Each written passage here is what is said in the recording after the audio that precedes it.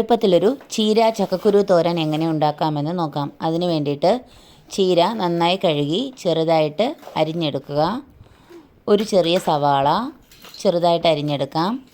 അതിനുശേഷം ആവശ്യത്തിന് 2-3 ചക്കക്കുരു തോടൊക്കെ കളഞ്ഞ് വൃത്തിയാക്കി ചെറുതായിട്ട് അരിഞ്ഞെടുക്കാം.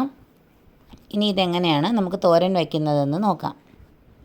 ചൂടായ ചീനിച്ചട്ടിയിലേക്ക് വെളിച്ചെണ്ണ ഒഴിച്ച് കടുക് പൊട്ടിക്കാം. അതിനുശേഷം കടുക് പൊട്ടി വരുമ്പോൾ അരിഞ്ഞു വെച്ചിരിക്കുന്ന ചീരയും ചക്കക്കുരുവും നമുക്കതിലേക്ക് ചേർത്ത് അല്പം ഉപ്പും കൂടെ ചേർത്ത് നന്നായിട്ട് ഇളക്കി യോജിപ്പിക്കാം. എന്നിട്ട് ചെറിയ തീയിലിട്ട് വേവിക്കാം.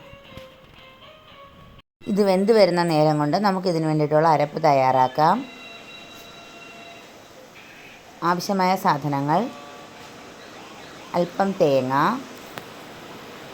ഒരൽപ്പം മുളക് പൊടി, ജീരകം എന്നിവ ചേർത്ത് മിക്സിയിലിട്ട് നന്നായിട്ടൊന്ന് ചതച്ചെടുക്കാം.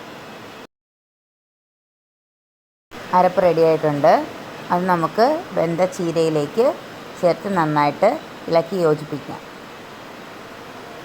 അങ്ങനെ എളുപ്പത്തിൽ തയ്യാറാക്കാവുന്ന ചീരത്തോരൻ ഇവിടെ റെഡിയായി കഴിഞ്ഞു. Thank you for watching. Like, share and subscribe.